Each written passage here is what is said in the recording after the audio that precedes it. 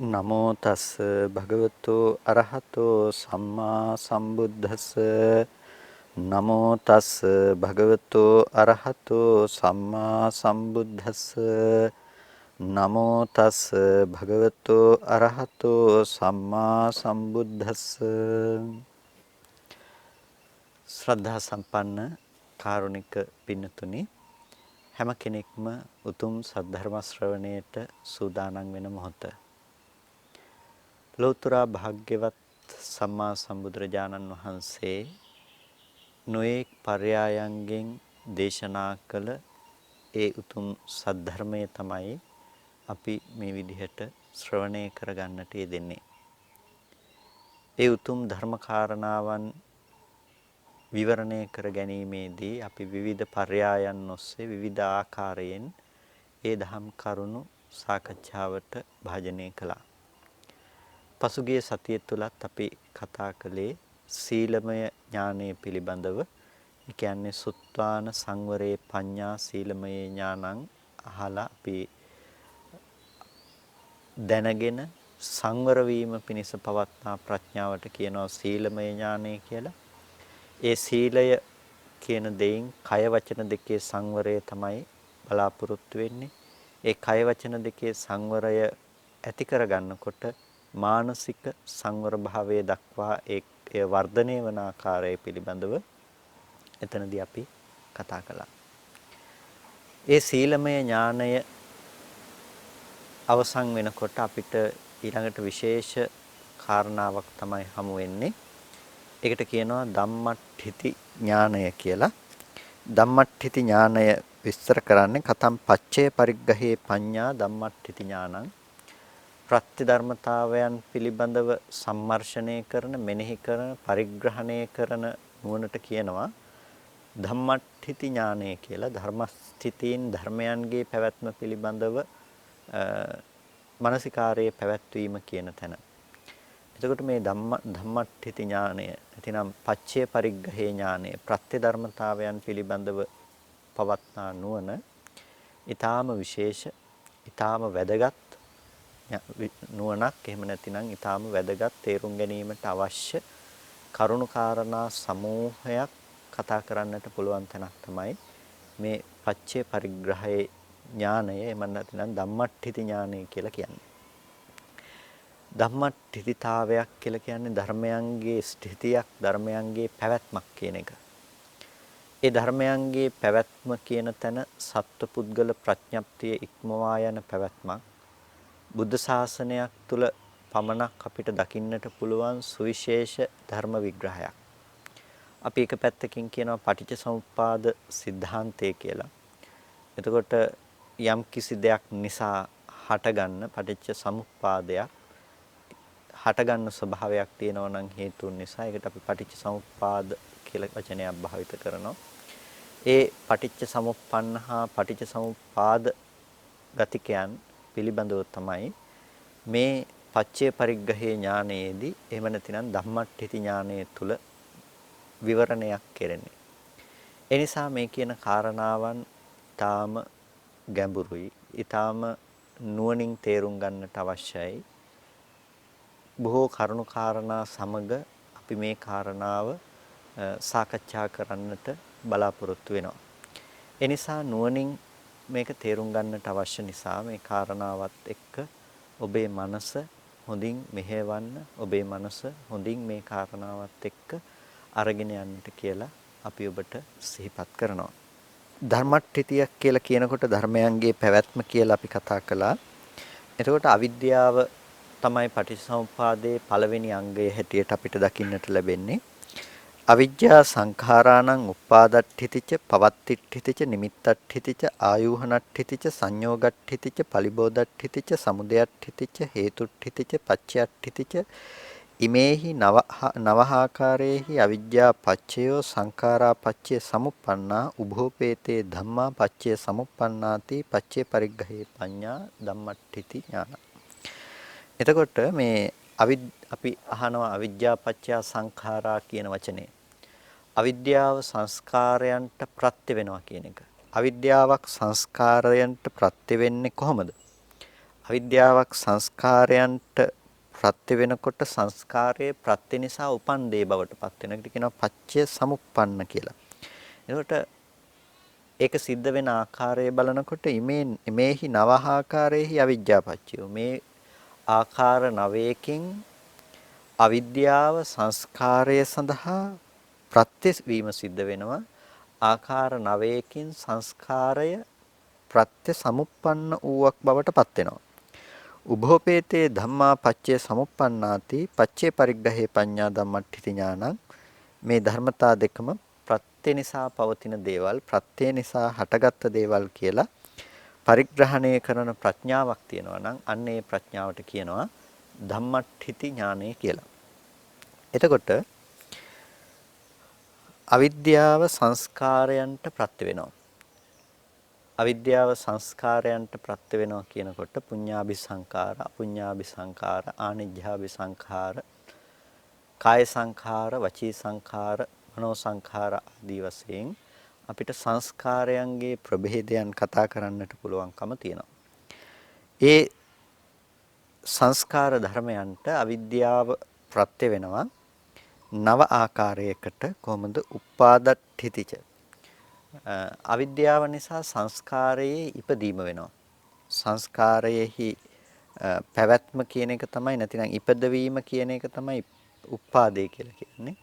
ඉපදීමට කාරණය වෙන නිසා කියනවා මේ උපාදට්ඨිති කියලා. එතකොට මේ අවිද්‍යාව නිසා සියලු සංස්කාර ධර්මයන්ගේ උත්පාදනය සිද්ධ වෙනවා. ඒ උත්පාදනය නිසා අවිද්‍යාව සංස්කාරයන්ගේ ඉපැත්මට හේතුවයි කියලා කියනවා. අවිද්‍යාව උත්පාදයට හේතු වෙනකොට සංස්කාරයන්ගේ හැම වෙලාවකදීම යම්කිසි සංස්කාර ධර්මයක් හට ගැනීමක් තියෙනවා නම් ඒ සියලු සංස්කාරය අවිද්‍යා ප්‍රත්‍යයෙන් ගොඩනගෙන දෙයක්. උත්පාදට්ඨිතියක් කියලා කියනකොට උත්පාදේ කියන තැනින් අදහස් කරන්නේ හුදු විපාක මාත්‍රික ධර්මයන්ගේ හට ගැනීමට වඩා ඒ ධර්මයේ අපිට හසු වෙන સિદ્ધාන්තයක්. මේක ඊටාම නුවණින් තේරුම් ගන්නට තියෙන දෙයක්. ඊටාම ප්‍රඥාවෙන් අපිට දකින්නට තියෙන දෙයක්. මාර්ග සහ මාර්ගඵල ගැන කතා කරනකොටත් අපිට සංස්කාරය කියන දේ කතා කරන්න පුළුවන්. සංඛාර ස්කන්ධය විභංග ප්‍රකරණයේ ධම්මහදේ විභංගයේදී අපිට අපරියාපන්න භූමිය තුල පවත්නා ස්කන්ධ ධර්මතා පිළිබඳව කතා කරනකොට ඒ ස්කන්ධ ධර්මතාවයන්ගේ සංස්කාර ස්කන්ධය අපිට දකින්න පුළුවන්. ස්කන්ධ හතරක පැවැත්මක් තියෙනවා මාර්ග සහ ඵල ධර්මයන්ගේ. එතකොට ඒ කතා කරන සංස්කාරය අවිද්‍යා ප්‍රත්‍යයෙන් හටගත්ත දෙයක්ද කියලා කෙනෙකුට හිතෙන්න පුළුවන්කමක් තියෙනවා. අවිද්‍යා ප්‍රත්‍යයෙන් සංස්කාරය වෙනවා කියනකොට මේ ස්කන්ධ ධර්මයන් අනුව ගිහිල්ලා අවිද්‍යාව නිසා සංස්කාරය වෙන්නේ ස්කන්ධයන්ගේ සංස්කාර ස්කන්ධයේද කියන එක අපි ටිකක් නුවණින් විමසිය යුතු, නුවණින් දැක්ක යුතු කාරණාවක්. අවිද්‍යා ප්‍රත්‍යයෙන් සංස්කාරය වෙනවා කියනකොට සංස්කාරය උපාදයේ පැත්තෙන් උපාදයේ පැවැත්මට අවිද්‍යාව හේතු වෙනවා කියන එකෙන් අදහස් කරන්නේ හුදු ස්කන්ධ මාත්‍රික සංස්කාර ලක්ෂණයේ හට ගැනීම නෙමෙයි. ස්කන්ධ මාත්‍රික හෝ වේවා සංස්කාරයේහි ලක්ෂණය නොදන්නාකම නිසා ඒ සංස්කාර ධර්මයක පුණ්‍ය අපුණ්‍ය ආනිජ්ජාදී වශයෙන් සංස්කාර ධර්මයක ඇතිවීම තියෙනවා නම් කර්මාභියෝහණයක් තියෙනවා නම් ඒ කර්මාභියෝහණය පවතින්නේ උපදින්නේ අවිද්‍යාව නිසා කියන එකට තමයි උපාදට්ඨිති කියලා කියන්නේ. අවිද්‍යාව කියන්නේ ඇත්ත නොදන්නා කමෙහි ලැබෙන දේ. නැතිනම් ඇත්ත නොදන්නා කමට තමයි යම් කිසි දෙයක යථාර්ථය නොදන්නා කමට තමයි අවිද්‍යාව කියලා කියන්නේ. එතකොට දුක්ඛේ අඥානං, දුක්ඛ සමුදය අඥානං, දුක්ඛ නිරෝධේ අඥානං, දුක්ඛ නිරෝධගාමිනී පටිපදාය අඥානං කියනකොට ඒ දුක පිළිබඳව දන්නේ නැහැ. දුක හටගන්න හේතුව පැත්ත දන්නේ නැහැ. දුකේ Nirodhe දන්නේ නැහැ. දුක නැති කරන ප්‍රතිපදාව පිළිබඳව දන්නේ නැහැ කියලා මේ විදිහට දුක ගැන කතා කරනකොට ඒ දුකේ හට ගැනීම දන්නේ නැහැ කියනකොට දුක්ඛ ධර්මයන්ගේ දුක්ඛ ලක්ෂණයන් ටික පිළිබඳව අවබෝධයක් නැතිකම ප්‍රඥාවක් නැතිකම කුමක් නිසාද දුක හටගත්තේ කියන එක දන්නේ නැතිකම ඒ වගේම දුකේ Nirodhe සහ නිරෝධ කරන ප්‍රතිපදාව පිළිබඳ නොදන්නාකම අවිද්‍යාව. ඒ අවිද්‍යාව ඇති තැනක තමයි ඒ කියන්නේ දුක කියලා අපි කතා කරන්නේ පංච උපාදානස්කන්ධ ධර්මය නම් පංච උපාදානස්කන්ධ ධර්මය පිරිසිඳ නොදන්නාකම නිසා අපි ඒකට කියනවා අවිද්‍යාව කියලා. එතකොට මේ පංච උපාදානස්කන්ධයක් කියන ඒ ස්කන්ධ ධර්මයන්ගේ හට ගැනීම නොදන්නාකමම සංස්කාරයකට හේතුව වෙලා තියෙනවා. නැතිනම් සංස්කාරයක ඉපැත්මට හේතුව වෙලා තියෙනවා. ඒකට කියනවා අපි උපාදට්ඨිති කියලා.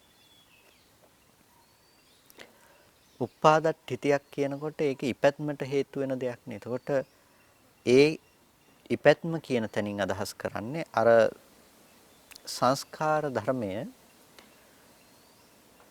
පුණ්‍ය වශයෙන් හෝ අපුණ්‍ය වශයෙන් හෝ ආනිජ්‍ය වශයෙන් හෝ හට ගැනීමක් තියෙනවා නම් ඒ වගේම අපිට ක්‍රියාකාරීත්වයේ පැත්තෙන් හෝ හමුවීමක් තියෙනවා නම් ඒ හැම තැනකටම ඒ හමු වෙනවා කියන තැනට හේතු වෙලා තියෙනවා අවිද්‍යාව. මොකද ඇත්ත නොදන්නාකම කියන එක.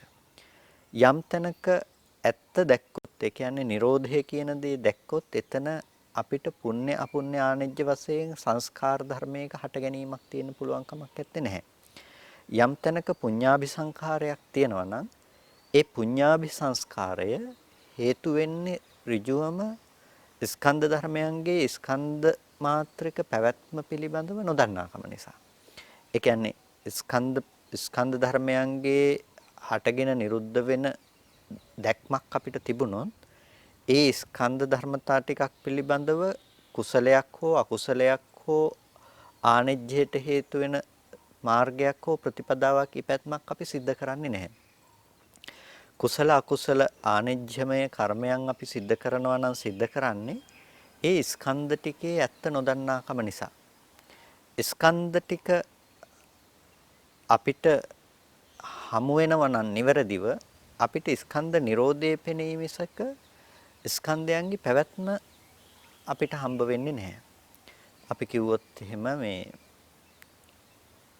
සංස්කාරය කියන දේ සහ ස්කන්ධයන්ගේ පැවැත්ම කියන එක ස්කන්ධයන්ගේ යථාර්ථය කියන එක හරියට සතර මහා ධාතු රූපයන් සතර මහා ධාතුව නිසා සකස් වුණ බිත්තියකට අපි මෙහි සකස් කරගත්ත දෙයක් පතිත කරලා බලනකොට අපි හිතමු ප්‍රොජෙක්ටර් එකකින් සිද්ධ වෙන කාර්ය කවුරුත් දන්නවනේ අපි ප්‍රොජෙක්ටර් එකකින් යම්කිසි ප්‍රොජෙක්ෂන් එකක් සිද්ධ කරනවා. ඒ කියන්නේ ප්‍රක්ෂේපණය කිරීමක් සිද්ධ කරනවා. එතකොට යම්කිසි දෙයක් ප්‍රක්ෂේපණය කරලා අපි බලන්නේ බාහිර නාම රූප ධර්මතා දෙකකට. එහෙම නැතිනම් මෙහි හදාගන්න සංකල්පමය වශයෙන් හදාගන්න දේ අපිට ගෝචර වෙන්නේ බාහිර ආයතනයේ පැත්තෙන්. එතකොට බාහිර ආයතනයේ පැත්තෙන් ඒක ගෝචර වෙනකොට තමයි අපිට ඒ දේ දකින්න පුළුවන්කම තියෙන්නේ. ඔබට මෙහි හිතන දේ බාහිර ලෝකේ පවතින දේ හැටියට තමයි අද සංකල්පමය වශයෙන් ඔබේ මනස තුල තියෙන්නේ. ඒකට කියනවා මෙහි සකස් කරගන්න දේ ඔබ ප්‍රක්ෂේපණය කරනවා බාහිර සතර මහා ධාතුවට එහෙම නැතිනම් බාහිර ආයතන ධර්මයන්ට. එතකොට ඔබට පින් කරන්න හෝ පව් කරන්න හෝ නැතිනම් කුසලය හෝ අකුසලය හෝ සිදු කර ගැනීමට බාහිර ආයතන උපකාර වෙලා තියෙන්නේ ස්කන්ධ ධර්මයන් නොපෙන්වා ඒ බාහිර සතර මහා ධාතු රූපේ පැත්ත පුද්ගල භාවයක් තුලින් ඇසුරු කරනකම. එතකොට මේ පුඤ්ඤාවි සංස්කාර කාමාවචර මට්ටමේ පින් හෝ අපුඤ්ඤාවි සංස්කාර කියන තැන අකුසල් හෝ ඒ පින සහ පව කියන ධර්මතා දෙක කුසලයේ සහ අකුසලයේ කියන දෙක ඔබට පුඤ්ඤ අපුඤ්ඤ දෙක පවත්වන්නට හේතුවක් වෙලා තියෙන්නේ ස්කන්ධ ධර්මයන් පිළිබඳව නොදන්නාකම. ස්කන්ධ ධර්මයන් පිළිබඳව නොදන්නාකම නිසා ඒ ස්කන්ධ ටික ඔබට වැහිලා තියෙනවා සත්පුද්ගල භාවයක් තුළ. හරියට සතර මහා ධාතු රූපය කියන එක සම්පූර්ණම වහලා තියෙනවා ඔබට අම්මා තාත්තා දුව පුතා ගෙවල් දොරවල් එහෙම නැතිනම් කුසලයක් කරන තැනට තියෙන හේතු වෙන්න පුළුවන් රුවන්වැලි සෑය ආදී රූපයක් වෙන්න පුළුවන් ඒ හැම තැනකින්ම ස්කන්ධ ධර්මයන් පිළිබඳව නුවණ ඇති නොකොට පවත්නා ධර්මතා විශේෂෙහි ඔබේ නුවණ පුද්ගල භාවයක් තුල උපදවලා තියෙනවා. අන්න ඒ තුල උපදිනකොටම අන්න ඒ ඇති කරගන්න සංස්කරණයට ඒ ඇති කරගන්න දෙයට කියනවා අවිද්‍යාව. ඒ කියන්නේ අර ස්කන්ධ ධර්මයන් පිළිබඳව නොදන්නාකම සංස්කාරයේ හට ගැනීමට හේතු වුණා. ඒකට කියනවා උප්පාදට්ඨිති කියලා. එතකොට උත්පාදයට හේතුවක් වුණා. උත්පාදයට කාරණයක් වුණා. අවිද්‍යාව සංස්කාරයන්ගේ උත්පාදයට කාරණයක් වුණා. ඒ නිසා කර්මාභියෝහණයක් තියෙනවා. කර්ම රැස් කර ගැනීමක් අපිට දකින්න පුළුවන්කම තියෙනවා. අවිද්‍යාව සංස්කාරයන්ගේ ඉපැත්ම සිද්ධ කරනවා කිව්වේ ඒ නිසා තමයි. එතකොට මේ සංස්කාරයන්ගේ ඉපැත්ම සිද්ධ කරනවා කියනකොට එතන තියෙනවා සංස්කරණ ලක්ෂණයක්. සංස්කරණ ලක්ෂණයක් කියලා කියන එකෙන් අදහස් කරන්නේ ඔබට ඊටාම සියුම් මට්ටමේ ඉඳලා සංස්කරණ ලක්ෂණයක් ගොඩනගෙනවා. දැන් ඔබ වෙනද කවදාවත් දැකලා නැති දෙයක් ඔබ දැක්කොත් ඔබට ඒ පිළිබඳව හඳුනා ගැනීමක් නැති වුණත් ස්කන්ධ ධර්මයේ රූපයේහි Nirodhaය ඔබ නොදැක්කොත් ඔබට පේන්නේ ඔබ දැකපු දේ එළියේ තියනවා කියන තැනින් තමයි ඔබ දැනගන්නේ. තියෙන දෙයක් ඔබ දැනගන්නේ. ඊට පස්සේ ඒක දෙවෙනි පාර පේනුනොත් හරි කලින් දැකපු එක නැවත පේනවා. එතකොට දැන් මෙතන තිබුණ සංස්කරණ ලක්ෂණයක් ඒ කියන්නේ සකස් කරලා දෙනවා අපිට. ඇයි සකස් කරලා දෙන්නේ? ඒක මුල ඉඳලම පෙනීම හා සමගම පසුව අපි මනසින් ඒක සකස් කරලා උපදවගත්ත බවක් තුල අපි ඉන්නවා. ඒ නිසා අවිද්‍යාව හැම වෙලාවකදීම සංස්කාරය උපදවීම සඳහා ප්‍රත්‍ය වෙනවා. සංස්කාරය ඉපදවීම සඳහා හේතු වෙනවා. ඒකද කියනවා අවිද්‍යාව උපාදට්ඨිතියක් කියලා. සංස්කාරයට. ඒ කියන්නේ අවිද්‍යාව සියලු සංස්කාර ධර්මයන්ට උපාදට්ඨිතියක් වෙනවා. ඒ වගේම පවත්ත්‍යාපි කාරණන්ති පවත්තට්ඨිති uppannānaṁ පවත්ත්‍යාපි. ඉපදුණු ධර්මයේහි පැවැත්මක් තියෙනවා දැන්. අපි කවදාවත් දැකපු නැති දෙයක් දැක්කට පස්සේ ඒ දැකපු නැති දේ පැවැත්මක් තියෙනවා. ආයෙ දැක්කොත් අපිට එදා දැකපු දේ ආයෙ දකින්න පුළුවන්කම තියෙනවා අපිට. ඒ විදිහට අර අපි සකස් කරගත්ත දේ කියන්නේ මේක ඉතාම සියුම් સિદ્ધාන්තයක්. නමුත් අපි මේ කතා කරන මට්ටමින් ඒ කියන්නේ බොහොම රළු මට්ටමින් තමයි මේ කතාව අපිට කතා කරන්න වෙන්නේ. එතකොට මේ හටගෙන නැති වෙන ධර්මතාවය පිළිබඳව උදේවැය පිළිබඳව අපිට නුවණක් නොතිබුණොත් ඒ තුල ඇති කරගන්න වාස්තවික ලෝකය ඒ පැවැත්ම පිළිබඳව අපිට නොදන්නාකම නිසා එහි පැවැත්ම කියන දේ තුලින් අපිට ලෝකය හම්බ වෙනවා. එතකොට ඇහැට වර්ණ සටහනක් ගැටෙනකොට වර්ණ සටහනේ යථාර්ථය නොදන්නාකම නිසා තමයි ඇහැ රූපයන්ගේ Nirodhe නොදන්නාකම නිසා තමයි ඒක ඇතිවීම කියන දේ අපිට සිද්ධ කරලා තියෙන්නේ. ඒ කියන්නේ රූපයක හට ගැනීම කියන දේ අපිට සිද්ධ කරලා තියෙන්නේ. ඒ රූපය තමයි අපි සත්පුද්ගල භාවයක් විදිහට සංස්කරණය කරගන්නේ. ඒ සත්පුද්ගල භාවයට සංස්කරණය කර ගැනීමම ඒ සංස්කාරයන්ගේ ප්‍රවෘත්තියට කාරණයක් වෙනවා. ඒ නිසා ඔබ ඇසුරු කරපු අය නැවත ඇසුරු කරන්න ඔබට පුළුවන් වෙනවා. ඇසුරු කරපු දේවල් නැවත ඇසුරු කරන්න ඔබට පුළුවන් වෙනවා. එතකොට කතාවක් අහගෙන ඉන්නකොට එක දිගට අහගෙන ඉන්න කතාවේ පූර්වාපර සම්බන්ධයක් ඔබට තියෙනවා. ඇයි ඒකේ ප්‍රවෘත්තියක් තියෙනවා, පැවැත්මක් තියෙනවා. අන්න ඒකට කියනවා උපාදේටත් හේතු වෙනවා. ප්‍රවෘත්තියට පැවැත්ම කියන දෙයටත් හේතු වෙනවා. එතකොට අවිද්‍යාව සංස්කාරයේ උපදවන්න වගේම සංස්කාරයන්ගේ පැවැත්ම කියන දෙයටත් අවිද්‍යාව තමයි ඉපදවලා තියෙන්නේ. යම් වෙලාවක අවිද්‍යාව නැති වුණොත් සංස්කාරයන්ගේ ඉපැත්ම නැති වෙනවා, ඉපැත්ම නැති වුණොත් පැවැත්ම නැති වෙනවා. එතකොට එයාට මුළු ලෝකයේ පිළිබඳවම යම් සංස්කාර ධර්මයක් තිබුණා නම් ලෝකේ පැවැත්ම පිළිබඳව ඒ සියලු සංස්කාරයන්ගේ Nirodha අත්දකින්න පුළුවන්කම තියෙනවා. ඒ කියන්නේ ලෝකේ පැවැත්ම නැති වෙන හේතු ටික. එතකොට උත්පාදය සිද්ධ වුණෙත් අවිද්‍යාව නිසාමයි. උපදෝගත්ත දේ පැවැත්මක් සිද්ධ කරනවා. එතකොට මේ පැවැත්ම කියන දේ හරියට එක දිගට තියෙන දෙයක් හැටියට ඇසුරු වෙනකම. දැන් අපිට කවදාවත් ඇහැට පාරේ යන වාහනයක් දකින්න පුළුවන් කමක් නැත්තේ නැහෙනි. වාහනයක් වේගෙන් පාරේ යනකොට අපිට යනවා කියන සිදුවීම කවදාවත් ඇහෙන් දකින්න පුළුවන් සිදුවීමක් නෙමෙයි. ඇහැට ගෝචර වෙන්නේ එක රූපයයි නැතිනම් එක ෆොටෝ එකක් කියමුකෝ අපි ඇහි ස්වභාවය තමයි ඇහැට පතිත වෙන්නේ වර්ණ සටහනක්. වර්ණ සටහනේ යන ගතියක් ඇත්තේ නැහැ. එක තැනක තියෙන දේ තමයි ස්ථායී වාහනයක් තමයි පේන්නේ.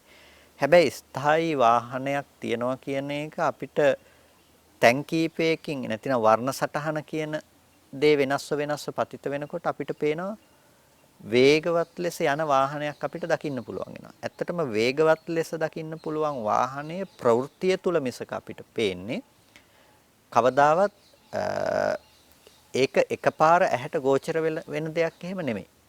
උත්පාදයේ තුල පමණක් ප්‍රවෘත්තිය ඇත්තේ නැහැ.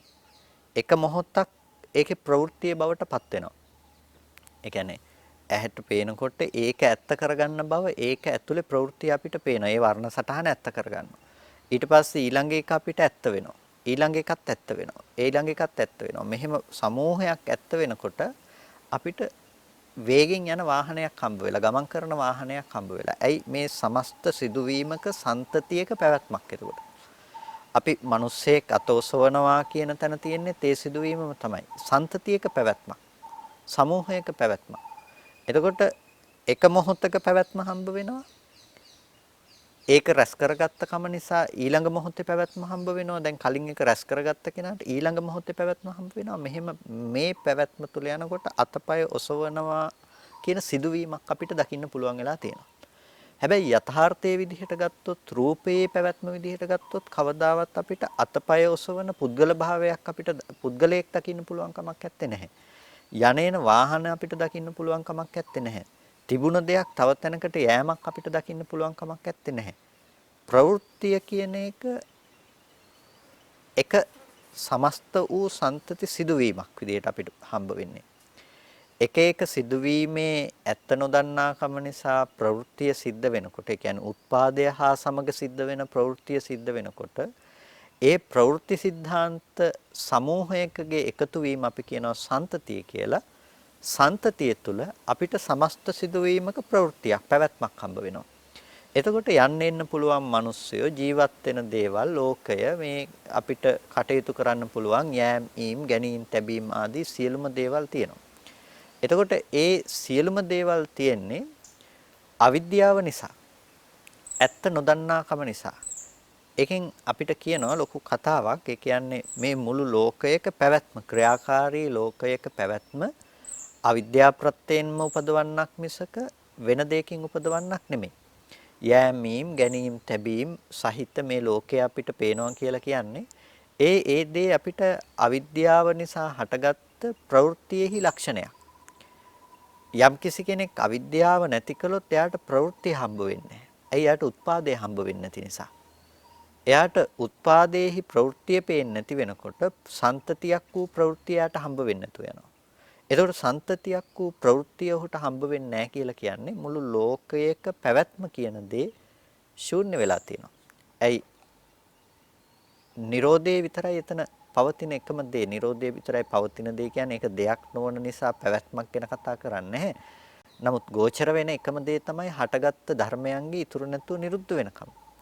ඉතුරු නැතුව නැති වෙලා යනකම කියන තැන උදේවැය දර්ශනයේ පැත්තෙන් යාට Nirodhe පිළිබඳව නුවණක් ඇති වෙලා නම් ඒ කිසිම තැනක යෑමක් ඒමක් ගැනීමක් තැබීමක් කිසිම දෙයක් පේන්නේ නැහැ. එහෙම නැත්නම් චුති උප්පත්ති පෙනීමක් ඇත්තේ නැහැ. එතකොට ඒ අවිද්‍යාව දුරු කරපු දේ ප්‍රතිඵලය නිසා. අවිද්‍යාව දුරු කළාට පස්සේ සංස්කාරයේ ඉපැත්ම නැති වුණා. සංස්කාරයේ ඉපැත්ම නැති වෙනකොට සංස්කාරයන්ගේ පැවැත්මක් හම්බ වෙන්නේ නැහැ. එතකොට අර උත්පාදයේ තුල හම්බුන ප්‍රවෘත්තිය නැති වෙනවා. ප්‍රවෘත්තිය තුල පවතින සන්තති ප්‍රවෘත්තිය හම්බ වෙන්නේ නැහැ. සන්තති ප්‍රවෘත්තිය හම්බ වෙන්නේ නැති වෙනකොට ලෝකයේහි පැවැත්ම කියන තැනින් ඔහු මිදිලා ඉන්නවා. මෙන්න මෙතන ඒ නිසා තමයි අවිද්‍යාව සංස්කාරයන්ට ප්‍රත්‍ය වෙනවා, උපාදයෙන් ප්‍රත්‍ය වෙනවා, උපාදට්ඨිතිච පවත්තට්ඨිතිච කියලා වචනයක් පාවිච්චි කළේ. ඒ වගේම නිමිත්තට්ඨිතිච ආයෝහනට්ඨිතිච නිමිති විදිහට ප්‍රත්‍ය වෙනවා. ඒ වගේම ආයෝහණයේ පැත්තෙන් ප්‍රත්‍ය වෙනවා. එතකොට නිමිත්තයි කියලා කියනකොට කාරණේ ඨිති සද්දෝ කාරණේ ඨිති සද්දෝති දස්සනත්තන් නිමිත්තට්ඨිති උත්තං යම් කිසි දෙයක් නිමිති වශයෙන් අපිට ගන්නවා නම් නිමිත්ත බුතා තිතිති අත්තෝ නිමිත්ත බුත විදිහට නිමිති විදිහට හමු වන විදිහට තියෙනවා නම් ඒක තමයි මෙතනදී අදහස් කරන්නේ. එතකොට යම් කිසි කෙනෙක් පුද්ගල භාව වශයෙන් ඇති කරගන්න දේ අපි කිව්වා සමූහයක් විදිහට අපි ඇති කරගන්නෝ දෙයක්.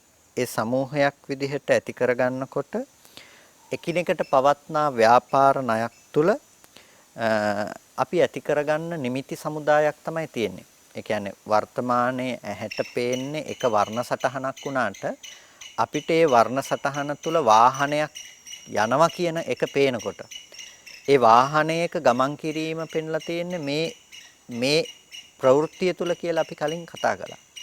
ඒ ප්‍රවෘත්තිය තුලින් අපිට එක සිදුවීමක් ප්‍රවෘත්තිය තුලින් හම්බ වෙනකොට අනිත් ඔක්කොම නිමිත්ත තුල තමයි අපිට හම්බ වෙලා තියෙන්නේ. එතකොට යන වාහනය පිළිබඳව යම්කිසි සංස්කරණයක් අපිට තිබුණා නම් සංස්කාරයක් අපි ඇති කරගත්තා නම් ඒ සංස්කාරයට උත්පාදයක් ප්‍රවෘත්තියක් නිමිත්තක් කියන මේ ටිකම හේතුවක් වෙලා තියෙනවා. එතකොට මේ නිමිතිකරණය තමයි අපිට අපි ඒ ටික තැම්පත් කරගන්නේ නැතිනම් ඒ ටික අපි ළඟ තියාගන්නේ ඇසුරු කරන්න පුළුවන් විදිහට සකස් කරගන්නේ නිමිති සමුදායක් විදිහට. අන්නේ නිමිති කරන ධර්ම නැතිනම් නිමිති වල පැවැත්ම සිද්ධ කරන්නේ අවිද්‍යාව ප්‍රත්‍යයෙන්. ඔබට දැන් රුවන්වැලි සෑය සිහිපත් කළොත් ඔබට රුවන්වැලි සෑය සිහිපත් කරන්න පුළුවන්කම තියෙනවා. එතකොට ඒ රුවන්වැලි සෑය සිහිපත් කරගෙන ඔබ රුවන්වැලි සෑය වඳින්න කියලා රුවන්වැලි සෑය ළඟට යනවා. එතකොට රුවන්වැලි සෑය කියලා ඔබ එතෙන්ට යනකොට අනාත්ම වර්ණ සටහනක් ඇහැට පේනවා. ඇහැට පේනකොට ඔබ මේ පෙනෙන රුවන්වැලි සෑය කියන දේ රැස් කරගන්නවා. එතකොට මේ පෙනෙන රුවන්වැලි සෑය කියන එක ඔබට සංස්කරණයේ හිත පැත්තෙන් ඇති වෙනවා රුවන්වැලි සෑයමයි කියලා. ඒකට අපි කිව්ව උපාදට්ඨිතියක් කියලා. නැතිනම් උත්පාදයේ සිද්ධ වුණා. එතකොට මේ රුවන්වැලි සෑය එක දිගට ඔබ දන්න හිතන දේම තියනවා කියලා ඒ තුල ප්‍රවෘත්තිය හම්බ වෙනවා. ඒ ප්‍රවෘත්තිය හම්බ වෙනකොට ඔබට ඒ රුවන්වැලි සෑය නැවත නැවත මෙනෙහි කරමින් මෙච්චර කාලයක ඉඳලා තියෙන මේ මහා සෑය මේ වගේ කියලා ඔබට ඒ පිළිබඳව නිමිති සමුදායක් තියෙනවා. ඔබ කලින් වන්දනා කිරීම සඳහා එතනට පිවිසිලා තියෙනවා නම් කලින් වන්දනාව සඳහා ඇවිල්ලා තියෙනවා නම් එදා මීට වඩා මහා සෑය සුදු පාටින් බැබළුණා. හුණු පිරියම් කරපු අලුත්. එතකොට දැන් ඒ හුණු පිරියම් කිරීම ටිකක් අඩු වෙලා තියෙනවා. එතකොට වර්ණවත් බවෙන් අඩු වෙලා තියෙනවා. මේ විදිහට ඔබට පුළුවන් නිමිති සමුදායක් තුල හැසිරෙන්නට පුළුවන්කම තියෙනවා. එතකොට දැන් මේ සංස්කාරයන්ට නිමිත්ත කියන දේත් හේතු වෙනවා. එතකොට ඒකට කියනවා නිමිත්තට්ඨිති කියලා. නිමිති වල පැවැත්ම සිද්ධ කරගන්නවා. මොකක් නිසාද? අවිද්‍යාව නිසා. ස්කන්ධ මාත්‍රික ධර්මයන්ගේ පැවැත්ම නොදන්නාකම නිසාම සංස්කාරයන්ගේ උත්පාදය සිද්ධ වුණා. උත්පාදේ නිසා ප්‍රවෘත්තිය සිද්ධ වුණා. ප්‍රවෘත්තිය තියෙනකොට නිමිති වශයෙන් ඒක තැම්පත් කර ගැනීම ඔබ සිද්ධ කරගන්නවා. නිමිති වශයෙන් ගන්නකම තියෙනවා. එතකොට වර්තමාන රූපාරම්මණය පිළිබඳව එනකොට නිමිති විදිහට රැස් කරගත්ත රූපේ තමයි ඔබ ඇසුරු කරන්නේ. නිමිති විදිහට රැස් කරගත්ත කියනකොට ඔබට පින් කරගන්නට පුළුවන් මෙච්චර වටිනා මහා සෑය කියලා ඔබ ඇති කරගන්න සංකල්පමය වශයෙන් ඇති කරගන්න දේ පැවැත්ම කියන තැන. ඊට පස්සේ ආයෝහනට්ඨිති කියලා කියනවා. ඒ ආයෝහනාර්ථය එහෙම නැතිනම් රැස් කර ගැනීම කියන එක. එතකොට ඒ රැස් කර ගැනීම සංඛාරයන්ගේ තියෙන ව්‍යාපාර ණයක් වගේ. කියන්නේ එකිනෙකට සම්බන්ධයක් සහිත. දැන් ඔබ මුලින් සැරේ එනකොට තිබුණ මහා සෑයම තමයි දැන් මේ විදිහටත් තියෙන්නේ. එතකොට මේ මහා සෑය එදා තිබුණ මහා සෑය දැන් මේ විදිහට වර්ණයෙන් අඩු වුණත් මේ මහා සෑය මේ විදිහටම තියෙනවා. එතකොට මේ තියනවා කියන තැන ආයෝහණය කියන්නේ අපි රැස් කරගන්නවා කියන තැනකින් එහෙම නැතිනම් එකතු කරගන්නවා කියන තැනකින්. එතකොට මේ ආයෝහනාර්ථයෙන් ඔබ මහා සෑය කියන තැන කුසල නිස්ෘත වස්තුවක් හැටියට කුසල නිස්ෘත දෙයක් හැටියට රැස් කර ගැනීම සිද්ධ කරගත්තා. ඒ රැස් කර ගැනීම තමයි ඔබට නැවත රුවන්වැලි සෑය ළඟට එන්න හේතුවක් වෙන්නේ. නැවත ඔබට රුවන්වැලි සෑය දැකීම පිණිස අදහස් පහල කරගන්නට මූල කාරණාවක් බවට පත් වෙන්නේ. ඒ ආයෝහණය කියන එක. එතකොට ඒ ආයෝහණයට හේතුවත් රැස් කර ගැනීමට හේතුවත් මොකක්වත්ම නෙමෙයි. රැස් කර ගැනීම කියන තැනටත් අවිද්‍යාව තමයි මූලිකම හේතුව බවට පත් වෙන්නේ. ඒ නිසා ආයෝහනට්ඨිති කියලා කියනවා. සංයෝගට්ඨිති සංයෝගය කියලා කියනවා එකට බැඳීමට එකට එකතු වෙන එකට කියනවා සංයෝගට්ඨිති කියලා.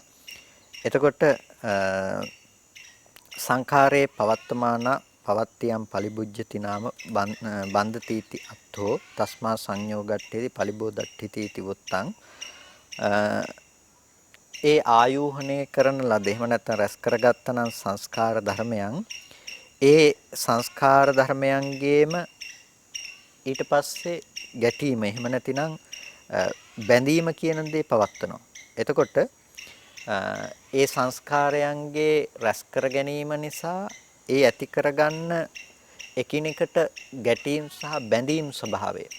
ඒකෙන් කියන්නේ දැන් අපිට කුසල නිස්සිත රුවන්වැලිසෑයේ සම්පූර්ණම පැවැත්ම හම්බ වෙනකම අපි රැස් කරගත්ත කම නිසා ඊළඟට ඇතිවෙන ප්‍රතිඵලයනේ අපිට රැස් කරගත්ත දේ එක දිගට තියෙන දෙයක් හැටියට අපිට ඇසුරු කරන්න පුළුවන්කම. ඒ පැවැත්ම. එතකොට අන්න ඒ සංයෝගයට කාරණාව සහ ඒ ධර්මයන්ගේ නොකඩවා ඒ විදිහට අරගෙන යන්න පුළුවන්කම තියෙන තැබීම කියන එක සංයෝගට්ඨිති සහ පලිබෝධට්ඨිති කියලා කියනවා. ඒ සංයෝගය සහ පලිබෝධය කියන එක අවිද්‍යා ප්‍රත්‍යයෙන්ම සිද්ධ කරගන්න දෙයක්. යම් කිසි දෙයක් ආයෝහණය කරගත්තට පස්සේ ආයෝහණය කරගත්ත ධර්මයන් හා එක්ව ජීවත් වීම ඒහා ධර්මයන්ව නැවත නැවත ස්මරණය කරමින් පැවැත්වීමට හැකියවීම තමයි සංයෝගට්ඨිතිය සහ පලිබෝධට්ඨිතිය කියලා කියන්නේ. එතකොට මේ සංස්කාර ධර්මයන්ගේ සංයෝගය සහ ඒ වගේම සංස්කාර ධර්මයන්ගේ පැවැත්ම කියන එක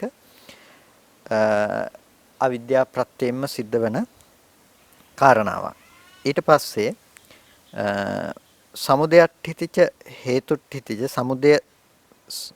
සමුදය කියන එක සමුදය කියන්නේ හට ගැනීම කියන එක අවිද්‍යාව හටගත්තොත් එතන සංස්කරණ ලක්ෂණය හට ගන්නවම තමයි. ඒ නිසා සමුදයට්ඨිතිය කියලා කියනවා. අවිද්‍යාව මූල කාරණේ කරගන්නකොට ඒ මූල කාරණේ කරගෙනම තමයි සංස්කාර ධර්මයන්ගේ හට ගැනීම සිද්ධ කරන්නේ. ඒ නිසා සමුදයට්ඨිති කියලා කියනවා. එතකොට අවිද්‍යාව සංස්කාර ධර්මයන් උපදවනකොට සංස්කාරයේ ඉපදවීම කියන තැනින් ජනක ප්‍රත්‍යයෙන් ප්‍රත්‍ය වෙනවා. ඒ වගේම ඒ දේ පැවැත්ම සඳහා උපස්තම්භක ප්‍රත්‍යයෙන් ප්‍රත්‍ය වෙනවා. ඒ නිසා හේතුට්ඨිති සහ හේතුට්ඨිතියක් කියලා කියනවා. හේතුව අවිද්‍යාව හේතු වෙනවා සංස්කාරයේ පැවැත්මට කියන පැවැත්මට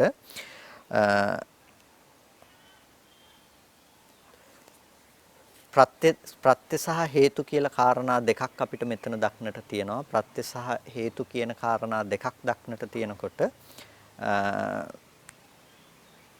අවිද්‍යාව ඉපදවීම සඳහා හේතු අර්ථයෙන් ජනක ප්‍රත්‍ය හේතුවක් වෙනවා. ඊට පස්සේ ඒකේ පැවැත්ම සඳහා උපස්තම්භක ප්‍රත්‍ය විදිහට එහි පැවැත්මට ප්‍රත්‍ය වෙනවා. එතකොට අවිද්‍යාව හේතු කරගෙන සංස්කාරය උපදිනවා. අවිද්‍යාව හේතු කරගෙන සංස්කාරය උපදිනවා වගේම අවිද්‍යාව උපස්තම්භක කරගෙන ඒ සංස්කාරයන්ගේ වැඩිමක් සංස්කාරයන්ගේ පැවැත්මක් සිද්ධ කරනවා. එතකොට අවිද්‍යා ප්‍රත්‍යයෙන් සංස්කාරය වෙනවා කියනකොට සංස්කාරය ඉපදවීමටත් සංස්කාරයේහි පැවැත්මටත් කියන මේ දෙපැත්තෙන්ම ප්‍රත්‍යවීම සිද්ධ කරනවා. එතකොට අවිද්‍යාපච්චය සංඛාරා කියලා කියනකොට මේ විදිහට අවිද්‍යා ප්‍රත්‍යයෙන් සංස්කාරය උපාද වශයෙන්ුත් ප්‍රවෘත්ති වශයෙන්ුත් නිමිත්ත වශයෙන්ුත් ආයෝහන වශයෙන්ුත් සංයෝග වශයෙන්ුත් පලිබෝධ වශයෙන්ුත් සමුදය වශයෙන්ුත් හේතු සහ ප්‍රත්‍ය වශයෙන්ුත් කියන මේ නව ආකාරයෙන්ම අවිද්‍යාව සංස්කාර ධර්මයන්ට ප්‍රත්‍ය වෙලා තියෙනවා.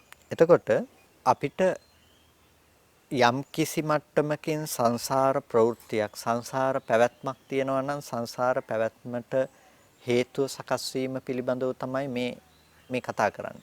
එතකොට අවිද්‍යාව සහ සංස්කාරය කියලා කියන්නේ පටිච්චසමුප්පාදයට ජීවය සපේන නැතිනම් පටිච්චසමුප්පාදයේ මූලික සිද්ධාන්තයේ ලෙසනේ අපිට දකින්න පුළුවන්කම තියෙන්නේ. අවිද්‍යාව නිසා සංස්කාරය හට ගන්නවා. එතකොට එතනින් තමයි පටන් අරගෙන ඊට පස්සේ හම්බෙන ධර්මතා පිළිබඳව අපිට කතා කරන්න පුළුවන්කම තියෙනවා. එහෙනම් මූලිකම හේතු විදිහට මූල හේතුන් විදිහට අපි කතා කරන්නේ අවිද්‍යාව සහ සංස්කාරය කියන දේ. ඒ අවිද්‍යාව සහ සංස්කාරය හේතු කරගෙන තමයි නැවත නැවත විපාක සම්තතියක පැවැත්මක් සිද්ධ කරනවා නම් සිද්ධ කරන්නේ. ඒ අවිද්‍යාව කියලා කිව්වේ ඇත්ත නොදන්නාකම. ඇත්ත නොදන්නාකම නිසා තමයි කර්මයන්ගේ රැස් කර ගැනීමක් තියෙන්නේ. ඒ නිසා අවිද්‍යාව ප්‍රත්‍ය කරගෙන සංස්කාර ධර්මයේ උපදිනවා. ඒ සංස්කාර ධර්මයේ උපදින ආකාරයට නැතිනම් ඒක හේතු වෙන විදිහට එහි පැවැත්ම සිද්ධ කරන ආකාරය තමයි අපි මේ නව ආකාරයකින් කතා කළේ. උපාදට්ඨිතියක් කියනකොට ඉපැත්මක්. ඒකට සංස්කාරයේහි ඉපැත්ම සිද්ධ කරන්නේ නිකම්ම නෙමෙයි අවිද්‍යා ප්‍රත්‍යයෙන්.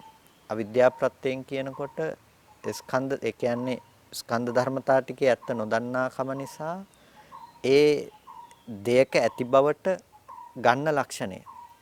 දැන් මේකෙදි දකින්න හිතන්න එපා මේ තමන් ඉන්නකොට මේ බාහිර සිදුවීමක් පිළිබඳවයි මේ කතා කරන්න කියලා. මේ කතා කරන්නේ පුද්ගල බව ගොඩනගාගත්ත තැන තියෙන ලක්ෂණ ටික. ඒ කියන්නේ පුද්ගලයෙක් හටගත්ත පුද්ගලයෙක් ඉපදුනා කියලා පුද්ගලයෙක්ගේ ජීවත් වීම හමු වෙන තැන තියෙන යථාර්ථය හමු වෙන තැන තියෙන ඇත්ත තමයි මේ කතා කරන්නේ. ඒ නිසා මේක තම තමන් බාහිර ලෝකයේ තුල ප්‍රත්‍යක්ෂ කරගත යුත්තක් නෙමෙයි. මේක තම තමන් තුල ප්‍රත්‍යක්ෂ කරගත යුත්තක්. තමන්ට ලෝකය හම්බෙන්නේ නැති. එහෙම නැතිනම් තමන් කියන දේ ගොඩනගෙන හැටි තමයි මේ තව පැත්තකින් කතා කරලා තියෙන්නේ. ඒ තමන් කියන බව ගොඩනගෙනකොට අවිද්‍යාව නිසා ගොඩනැගුණු සංස්කාරයක ප්‍රතිඵලයක් තමයි ඔබට ලෝකය හම්බෙනවා කියන එක. එතකොට අවිද්‍යාවෙන් සංස්කාරය සිද්ධ වුණේ කොහොමද කියන එක ඔබට පිරිසිඳ දකින්න යනකොට අවිද්‍යාව දැක්කොත් ඔබ සංස්කාරය දැක්ක වෙනවා. අවිද්‍යාව නිරුද්ධ කළා කිව්වොත් ඔබ නිරුද්ධ කළේ සංස්කාරය බවට පත් වෙනවා. එතකොට අවිද්‍යාව කියන එක ඒ නිසා අපි දකිනකොට සංස්කාරයට ඉපැත්මක් නැති වෙනවා. අවිද්‍යාව දකිනකොට සංස්කාරයට පැවැත්මක් නැති වෙනවා. අවිද්‍යාව දකිනකොට සංස්කාරයට නිමිත්තක් නැති වෙනවා. එතකොට අවිද්‍යාව දකිනකොට ආයෝහණයක් නැති වෙනවා. මේ විදිහට දැන් මේක එක පැත්තකින් තමන් කියලා ගත්ත පුද්ගල භවයේ කතාව තමයි මේ කියන්නේ. ඒ පුද්ගල භව ඉපදිලා තියෙන්නේ අවිද්‍යාව නිසා. අවිද්‍යාව කියන්නේ නොදන්නාකම නිසා. තමන් යථාර්ථයේ පිළිබඳව තේරුම් නොගත්ත කම නිසා තමයි පුද්ගල භවක් කියන එක නැවත නැවත රැස් කර ගැනීමට ගිහිල්ලා තියෙන. කුසල කරන්නා වූ අකුසල කරන්නා වූ ආනිජ්ජමය වශයෙන් සංකල්ප පවත්වන්නා වූ හෝ තමාව හමු වෙලා තියෙන්නේ අපිට ඇත්ත නොදන්නාකම මේක ඇතුලේ ගැබ් වෙලා තියෙන නිසා. ඇත්ත නොදන්නාකම මේක ඇතුලේ තියෙන නිසා. එතකොට මේ පුද්ගල භාවයේ මේ විදිහට පැවැත්වීමක් තියෙනවා නම් ඒ පුද්ගල භව පැවැත්වන තැන අවිද්‍යාව නිසා හටගත්තේ කොහොමද කියලා අපිට ඒ ගැන මානසිකාරය කරන්නට වෙනවා. එහෙම නැතිනම් නුවණින් අත්දකින්නට වෙනවා.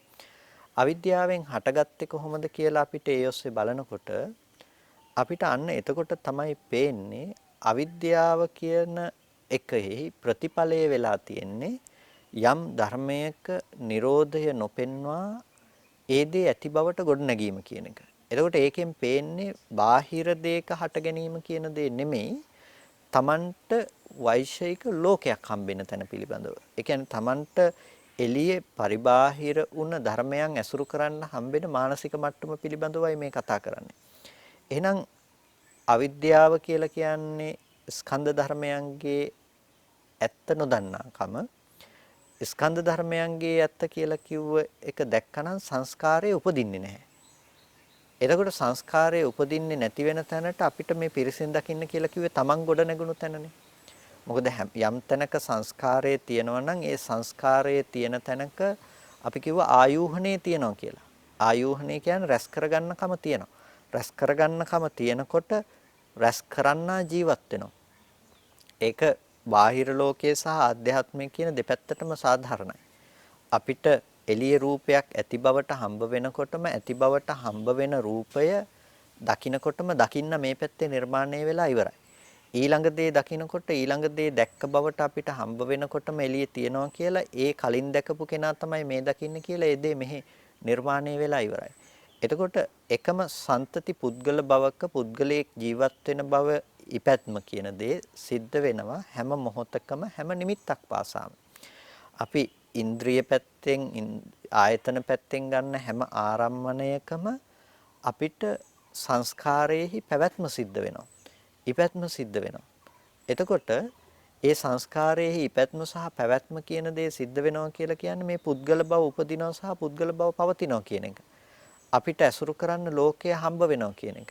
ඒක කෙනෙකුට කාමාවචර මට්ටමින් වෙන්න පුළුවන්, කෙනෙකුට රූපාවචර මට්ටමින් වෙන්න පුළුවන්, කෙනෙකුට අරූපාවචර මට්ටමින් වෙන්න පුළුවන්. ඒ හැම තැනකදීම ඒ කෙනා දැකලා තියෙන දේ ප්‍රතිඵලය ගැන තමයි ඒ කතා කරන්නේ. ඒ කියන්නේ අපි සතර මහා ධාතු රූපය පිළිබඳව එහෙම නැතිනම් අපි බිත්තියකට ස්ථලයකට මතු පිටකට ප්‍රොජෙක්ටර් එකකින් දාලා බලන චිත්‍රපටිය වෙනස් වෙන්න පුළුවන්කම තියෙනවා. ඒ චිත්‍රපටිය වෙනස්කම වුණාට තුන් තැනම තියෙන මෝඩකම එකයි. අවිද්‍යාව නිසා සංස්කාර රැස් කරගන්නවා කියන එක කාම භූමියේ, රූප භූමියේ, අරූප භූමියේ තියෙන මෝඩකම එකයි. මෝඩකම් ගොඩක් එතන නැත්තේ නැහැ. අවිද්‍යාවෙන් සංස්කාරය වෙලා තියෙනවා. එතකොට මේ හැමතැනකම තමන් කියලා හදාගත්ත දේ ගොඩනගෙන හැටි තමන් ඉන්න තැන අත්දකින්න පුළුවන් විදිහට තමයි පෙන්වන්නේ. අවිද්‍යාව නිසා මේක වෙනවා කියනකොට තමන්ට පේන්න ඕනේ තමන්ගේ ජීවිතයේ ඇති වෙලා තියෙන හැටි. එතකොට තමන් නිර්මාණය වෙලා තියෙන හැටි, පුද්ගලයා නිර්මාණය වෙලා තියෙන හැටි පේන්න ඕනේ. එතකොට පුද්ගලයා නිර්මාණය වුණ හැටි පේනකොට තමයි එතන පදනම දෙදරා යන්නේ. තමන් කියන බව ගොඩ නැගුණේ වැරදි තැනක කියන එක අත්දකින්න පුළුවන්කම තියෙන්නේ ඒ ස්කන්ධ ධර්මයන් පිළිබඳව තමන්ට ඇත්ත දකින්න පුළුවන්කම ලැබුණොත්. එතකොට මේ ස්කන්ධ ධර්මයන් පිළිබඳව ඇත්ත දැකීමම විද්‍යාවේ ඉපැත්ම නම් විද්‍යාවේ ඉපැත්ම යම් තැනක සිද්ධ වෙනකොටම සංස්කාරයේහි ඉපැත්ම නැති වෙලා එතන. සංස්කාරයේහි ඉපැත්ම කියලා කිව්වේ හුදු සංඛාරය කියන ගතිකයේ ස්කන්ධ මාත්‍රික හට ගැනීම නෙමෙයි. අර හටගෙන නිරුද්ධ වුණ ධර්මයන් හටගෙන නිරුද්ධ වුණ බවට නොදැනගෙන ඒ ධර්මයන් වෙත තමාගේ ඇති ධර්මයන් පවරා දීම තමයි මේ සංස්කාරයේ හට ගැනීම කියන තැනින් අදහස් කරන්නේ. ඒකයි ඒක පුණ්‍ය අපුණ්‍ය ආනෙජ්‍ය ආදී වශයෙන් කතා කරන්නේ. එතකොට ඒ අපි රළු මට්ටමෙන්ම කිව්වොත් එහෙනම් ඔබට පින් කරන්න පුළුවන් දේවල් හම්බ වෙලා රුවන්වැලි සෑය ඔබට හම්බ වෙලා. එතකොට පින් කරන්න පුළුවන් කෙනා මේ පැත්තේ නිකම්ම ඉන්නවා. දැන් ගැටෙන්න පුළුවන් කෙනා එළිය ලෝකෙ තුල අපිට හම්බ වෙලා. එතකොට අපිට පුළුවන් ගැටෙන්න. එතකොට මේ ගැටීම් සහගත දේ අපිට ලෝකෙ තුල තියෙනවා. ගැටෙන කෙනා මේ පැත්තේ ඉන්නවා. ඇලෙන්න පුළුවන් දේ තියෙනවා. ඇලෙන කෙනා ඉන්නවා. ගැටෙන්න පුළුවන් දේ තියෙනවා. ගැටෙන කෙනා ඉන්නවා. දැන් මේ විදිහට පුද්ගල භවෙන් අපිට මේ සියලු ධර්මයේ ඇසුරු වෙන්න පුළුවන්කම නිකම්ම බිහි වෙලා තියෙනවා. ඇයි? ඇත්ත දැක්කේ නැතිකම නිසා මේ පැවැත්ම අපිට පේනවා. දැන් පැවැත්මට ප්‍රධානම හේතුව අවිද්‍යාව නොදන්නාකම. අවිද්‍යාව නොදන්නාකමේ ප්‍රතිඵලය තමයි තමන්ගේ ජීවිතය කියලා කියන්නේ. එතකොට සංස්කාරය පිළිබඳව ඔබට හැමදාම පුළුවන් නුවණ පවත්වන්න මේ අවිද්‍යාව නිසා හටගත්ත සංස්කාරයක් කියන එක. එතකොට අවිද්‍යාව නිසා සංස්කාරයන්ගේ හට ගැනීම පේනකොට අර සත්පුද්ගල බව ඉක්මවා ගියපු නුවණක් තමයි ඒ තුල ගොඩ නැගෙන්නේ. සත්පුද්ගල බව ඉක්මවා ගියපු නුවණක් කියලා කිව්වේ දැන් මම කර්ම රැස් කරනව නෙමෙයි. අවිද්‍යාවේ ප්‍රතිඵලය තමයි කර්ම රැස් කර ගැනීම කියන දේ. ඒකෝට තමන් වූ පුද්ගලයෙක් වෙනම ධර්මයක් අවබෝධ කරනව නෙමෙයි. අවිද්‍යාවේ ප්‍රතිඵලය තමයි සංස්කාරය කියන දේ ගොඩනගලා තියෙන එක. කියන එක ආයතන 6 පැත්තෙන්ම ඔහුට ප්‍රකට වෙන්න ගන්නවා. ආයතන 6 පැත්තෙන්ම ප්‍රකට වෙන්න ගන්නකොට තමන්ට මධ්‍යස්ථය කියන එක පේන්නේ නැතුව යන දෙයක් බවට පත් වෙනවා. ඒ කියන්නේ දැන් අපි කිව්වොත් එහෙම උදාහරණයක් හැටියට එක කණුවක් දිහා බලනකොට අපිට ඒක ද්විමානව හෝ ත්‍රිමානව දකින්න පුළුවන්කම තියෙනවා. එතකොට මේ කණුව දිහා බලන අපිට ද්විමාන ත්‍රිමාන විදිහට පේන එක අපි චතුස්මානියෝ හෝ හැම පැත්තෙම අපිට පේනවා නම් ඒ පෙනෙන පෙනීම ඇති තැනක අපිට සමස්තය පෙනිලා තියෙනවා. සමස්තය පෙනිලා තියෙනකොට අපිට ඒ දේ පැවැත්ම කියන දේ බොරුවක් කරන්න පුළුවන්කම තියෙනවා. ඒ වගේ ස්පර්ශ ආයතන 6ම අපි දැක්කොත් ඒ ස්පර්ශ ආයතන 6ේ පැවැත්ම තුල අපිට ඇත්ත පේනකොට අපිට ඒ දේ බොරුවක් කියන එක අපිට නිකම්ම ගෝචර කරගන්න පුළුවන්කම තියෙනවා. ඒ කියන්නේ ස්පර්ශ ආයතන 6 ගොඩ නැගිලා තියෙන්නෙම අවිද්‍යාව නිසයි කියන එක අපිට පේනවා නම් ඒ කෙනාට ඇසුරු වෙන්න ඕනේ Nirodhe. ඒ කෙනාට ඇසුරු වෙන්න ඕනේ පවතින දෙයක් නෙමෙයි Nirodhe කියන එක. එයාට පේන්න ඕනේ උපදින දේ නෙමෙයි Nirodhe කියන දේ. එතකොට හටගත් ධර්මයේ හේතු නැති වෙනකොට නැති වෙනවා කියන දේ තමයි ප්‍රත්‍යක්ෂ කරන්නේ. අපි ඒකයි අනිත්‍ය කියන දේ ඊටාම ගැඹුරු સિદ્ધාන්තයක් හැටියට අපි කතා කරන්නේ. අනිත්‍ය කියන්නේ හටගෙන ඉතුරු නැතුව නැති වෙනකම. අනිත්‍ය වශයෙන් දකින්නේ හටගත් ධර්මයන්ගේ උපාද වයට එන. උදේවැය අර්ථයකින් තමයි අනිත්‍ය දකින්නේ. එතකොට ඒ අනිත්‍ය දකින බව අනිත්‍ය දකින චිත්තචෛතසික ටික අනිත්‍යයි කියන්නේ ඒක අනාත්මයි කියලා කියන්නේ. හැබැයි හටගෙන නිරුද්ධ වුණ සියලු ධර්මයන් අනිත්‍යයි නම් ඒ දේ නැවත හම්බ වෙන්න පුළුවන් කමක් නැත්තේ. ඒ දේ හම්බ වෙන්න පුළුවන් කමක් නැත්නම් ඒහා සමග තියෙන කිසිම දෙයක් ආය අසුරු වෙන්න පුළුවන් කමක් නැහැ. ඒ අසුරු වෙන්න පුළුවන් කමක් නැහැ කියන එක ඇතුලේ තියෙන දේ තමයි සම්පූර්ණම ලෝකයෙහි පැවැත්ම සහ තමන්ගේ පැවැත්ම කියන එක හම්බ වෙන්නේ නැතිකම. ඒ තමන්ගේ පැවැත්ම නැති වෙලා යනකොට ලෝකයෙහි පැවැත්ම නැති වෙලා ගිහිල්ලා. තමන්ගේ පැවැත්ම සහ ලෝකයේහි පැවැත්ම තියෙනවා නම් එයාට කර්ම රැස් කරගෙන යන සසර ගමනක පැවැත්මක් තියෙනවා කියන එක.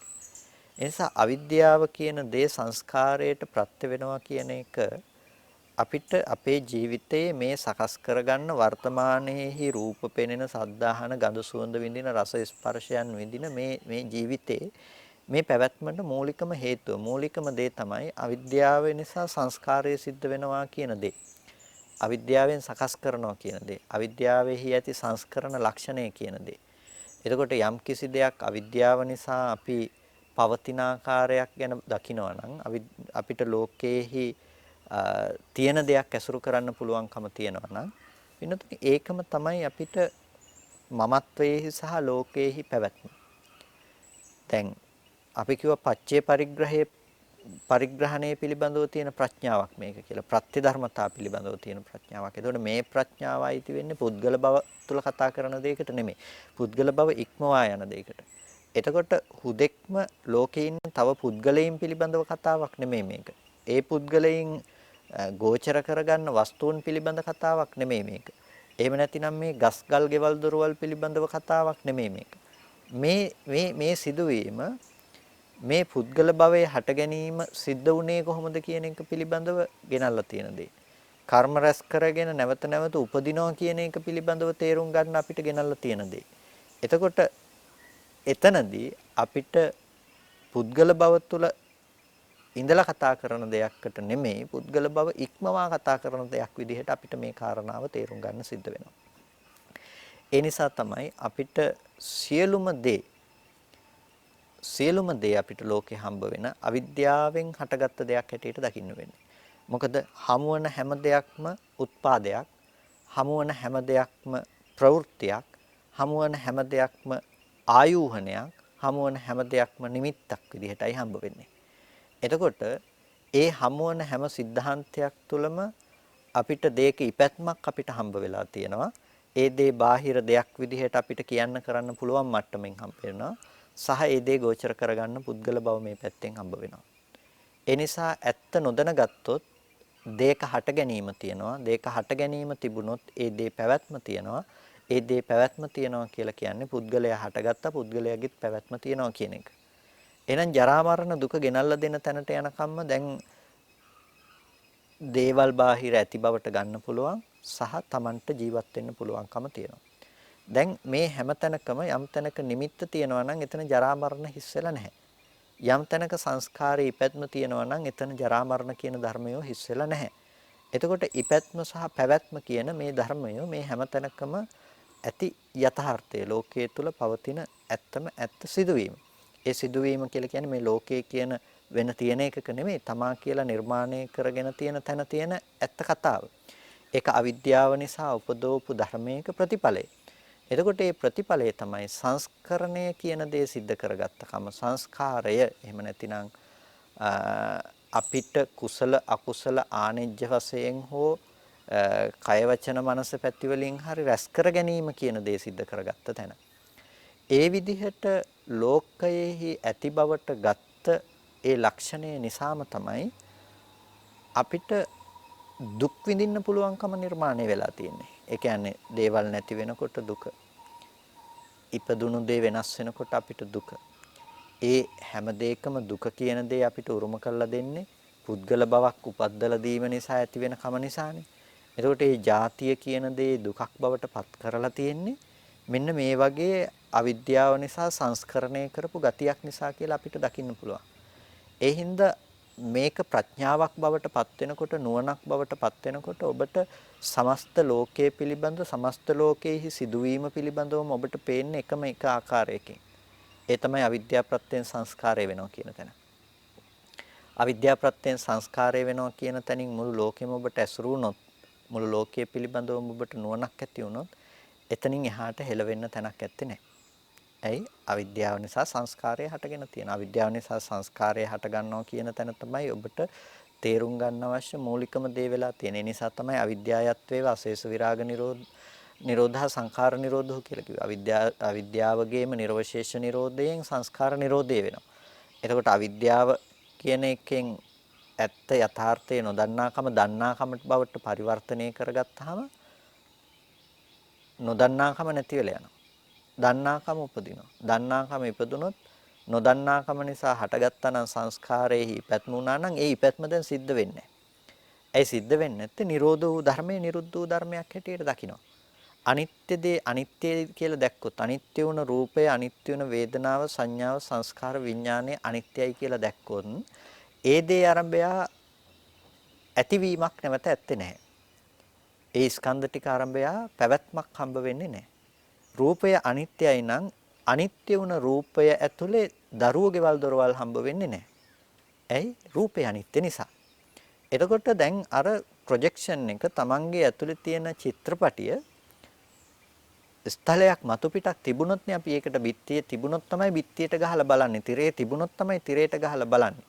මේකෙන් කරලා තියෙන්නේ මොකද්ද? ඔබට තිරයක් නැති කරලා තියෙනවා. බිත්තියක් නැති කරලා තියෙනවා. එතකොට මේ බිත්තිය නැත්තම් දැන් මේක දාන්නේ කොහෙටද? දැන් මේක පතිත කරන්නේ කොහෙටද? පතිත කරන්න තැනක් නැහැ. පතිත කරන්න තැනක් නැත්තම් ඔබට චිත්‍රපටිය පේන්නේ නැහැ. එතකොට දැන් චිත්‍රපටියත් පෙනිපෙනි චිත්‍රපටියට තණ්හා නොකර ඉන්නවා කියන තැන නෙමෙයි අපි කරලා තියෙන්නේ. චිත්‍රපටිය පතිත කරන්න තැනක් නැති කරලා තියෙනවා. ඒ වගේ සංස්කාරයේ තියෙනවා සංස්කාරයන් පිළිබඳව නොඇලී ඉන්නවා කියන තැන නෙමෙයි කරලා තියෙන්නේ. අවිද්‍යා නිරෝධයෙන් සංස්කාර නිරෝධ කරලා තියෙනවා. එතකොට දැන් අපි යථාර්ථයේ දකින්න කමෙන් ස්කන්ධ නිරෝධය දැක්කා. ස්කන්ධ නිරෝධයම අවිද්‍යාවගේ නිරෝධය බවට පත් වුණා. එතකොට සංස්කාරය කියන දේ ඉපැත්මක් පේන්නේ නැහැ දැන් චිත්‍රපටිය බලන්න පුළුවන් කමක් නැහැ. ඒක පතිත වෙන්න තැනක් නැහැ. අන්න ඒකට කියනවා අනුපට්ඨිත විඥාන කියලා. ඒ වගේම අපපතිට්ඨිත විඥාන කියලා කියනවා. එළඹ නොසිටිනවා විඥාණයට උපස්ථිතියක් නැහැ එතන. විඥාණයට පිහිටා සිටීමක් නැහැ එතන. එතකොට මේ අපපතිට්ඨිත බවට පත් වෙනකොට නොපිහිටියා වූ තැනකටපත් වෙනකොට ඒකේ පෙනීමක් නැහැ ලෝකේ.